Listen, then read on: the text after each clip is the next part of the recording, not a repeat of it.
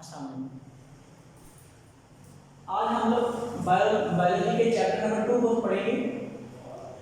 उसका नाम है solving a biological problem. Biological problem को सॉल्व करना। इस चैप्टर के अंदर हम लोग सीखेंगे कि बायोलॉजिकल प्रॉब्लम को सॉल्व कैसे करते हैं। सबसे पहले हमने देखना है कि बायोलॉजिकल मेथड क्या है। बायोलॉजिकल मेथड वो तरीका होता है जिसमें बायोलॉजिकल प्रॉब्लम्स को सॉल्व किया जाता है। The scientific method in which biological problems are solved. वो साइंसी तरीका जिसमें बायोलॉजिकल प्रॉब्लम्स को सॉल्व किया जाए। बायोलॉजिकल प्रॉब्लम से मुराद क्या चीज है?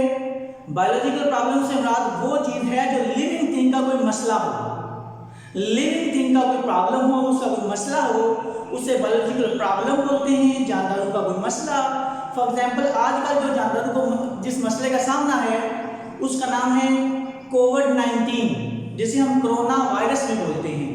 इस तरह मलेरिया एक बीमारी का नाम है।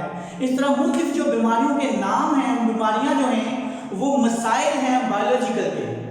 बायोलॉजिकल प्रॉब्लम मतलब लिविंग थिंग के मसाइल। तो इस चैप्टर के अंदर हमने लिविंग थिंग के मसाइल को डिस्कस करना है और उनको सॉल्व करने का तरीका डिस्कस करना है कि सॉल्व कैसे करते हैं। बायोलॉजिस्ट जो हैं लिविंग थिंग के मसाइल को सॉल्व कैसे करते हैं। पहले तो देखते हैं कि वो मसला क्या है, किस वजह से फैला है, उसकी काज क्या है और फिर उसकी ट्रीटमेंट इलाज ढूंढते हैं। तो आज हम लोग वही उसको डिस्कस करेंगे हल्का सा। बायोलॉजिकल मेथड में हम लोग ये देखेंगे द साइंटिफिक मेथड, साइंसी तरीका इनमें जिसमें बायोलॉजिकल प्रॉब्लम्स लिविंग थिंग के मसाइल को और सॉल्व हल किया जाए।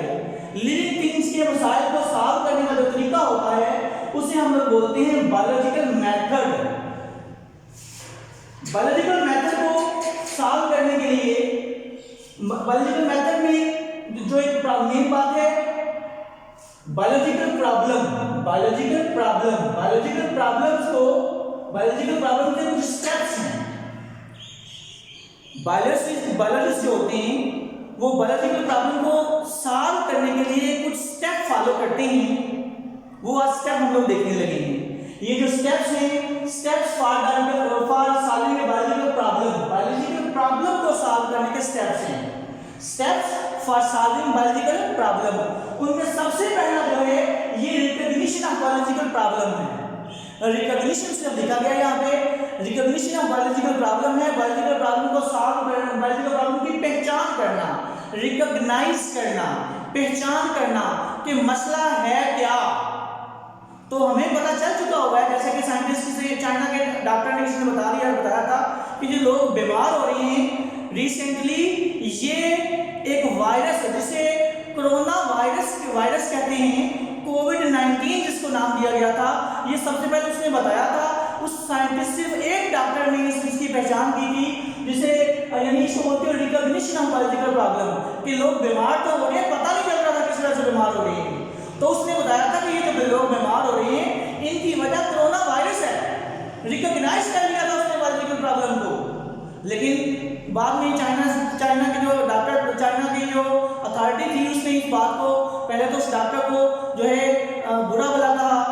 हर जब भी कोई साइंटिस्ट ये फर्स्ट काम करता है तो अक्सर उसको जो फर्स्ट कमेंट्स मिलती हैं वो नेगेटिव होती हैं कि आप गलत कह रहे हो।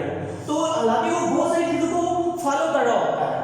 पहले हम देखने लगे उन्होंने क्या किया था, किसी भी बायोलॉजिकल प्रॉब्लम को सॉल्व करने के लिए उसको रिकॉग्नाइज किया जाता है कि बायोलॉजिकल प्रॉब्लम है क्या।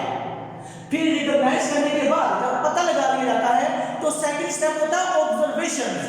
ऑब्जर्वेशन में वो क्या किया जाता है, ऑब्जर्वेशन में देखा जाती है कि उस बीमारी की वजह से लोगों के ऊपर जो असरात हो रहे हैं वो क्या हैं। लोगों से सुना जाता है या अपनी आंखों से देखा जाता है, कहीं और से इंफॉर्मेशन ली जाती है या खुद इंफॉर्मेशन इकट्ठी करके एक बात जो राय बनाई जाती है उसको कहते हैं ऑब्जर्वेशन। ऑब्जर्वेशन असल में मुशाहिदात को बोलते हैं कि आपने क्या देखा, आपने क्या सुना उस बीमारी के बारे में, तो ऑब्जर्वेशन है। ऑब्जर्वेशन के बाद जो अगला हमारा जो टॉपिक आता है उसका नाम है हाइपोथेसिस।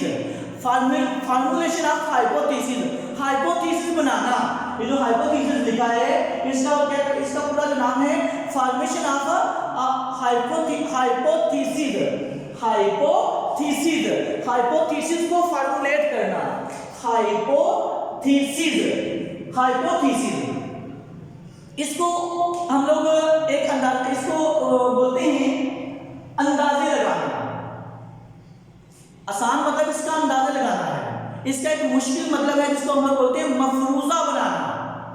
इसका एक और मतलब है तुक्के लगाना, तुक्के लगाना या ख्यालात लोगों के, ऑब्जर्वेशन के बारे में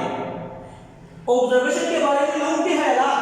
जैसे मिसाल के तौर पे कि एक राय ये आई थी कि अमेरिकन, सबसे पहले चाइना के डॉक्टर्स ने ये बात की थी कोविड-19 के बारे में कि ये वायरस अमेरिका की एजेंसियों ने पाकिस्तान जो है चाइना में भेजा है।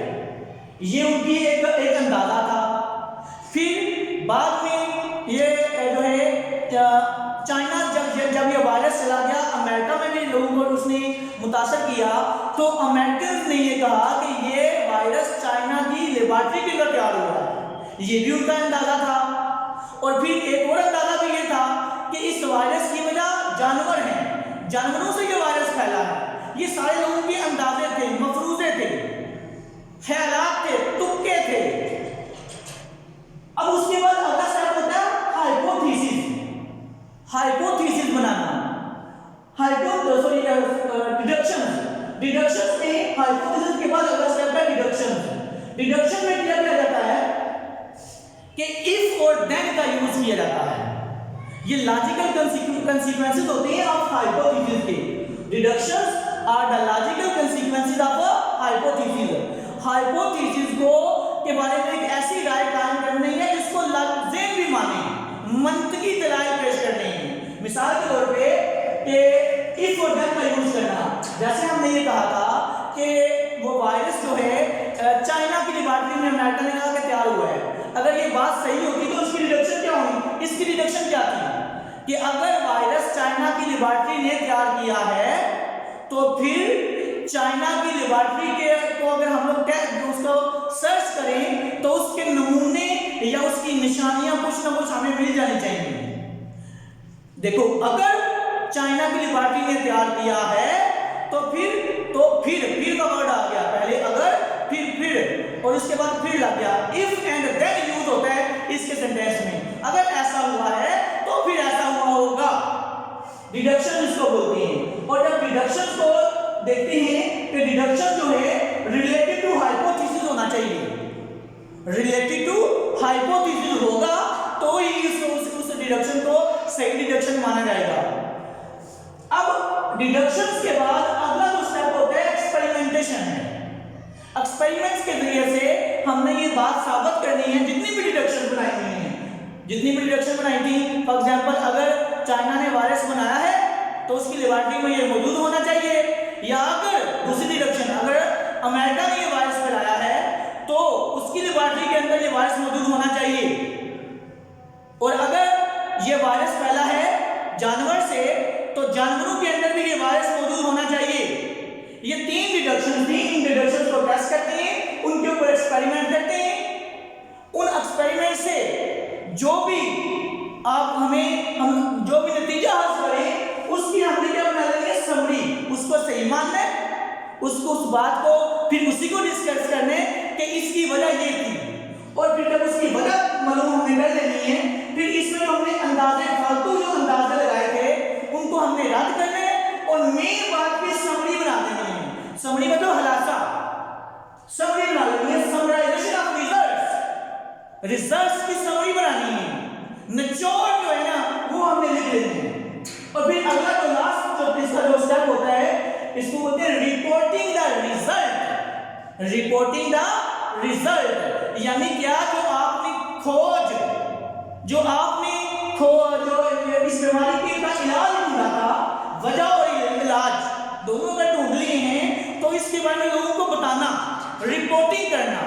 टीवी के अंदर, इश्तिहारात के अखबारात के अंदर, मीडिया को यूज करते हुए सेमिनार्स के अंदर इस बात का चर्चा करना कि ये काम मैंने कर लिया है, लोगों को बताना। ये इसलिए बताया जाता है ताकि दूसरे लोग उसकी बात को गलत साबित करने की पूरी कोशिश करें या सही साबित करवा दें, तो उसके ऊपर एक्सपेरिमेंट करें और चेक करें कि ये बंदा गलत कह रहा है या सही कह रहा है।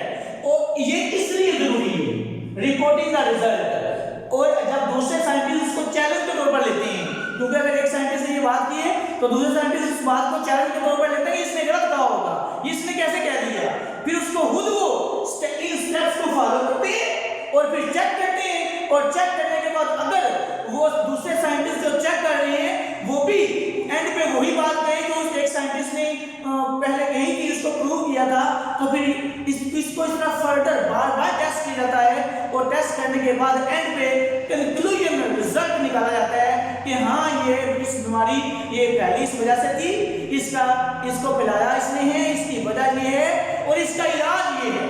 ये सारे स्टेप्स को फॉलो किया जाता है।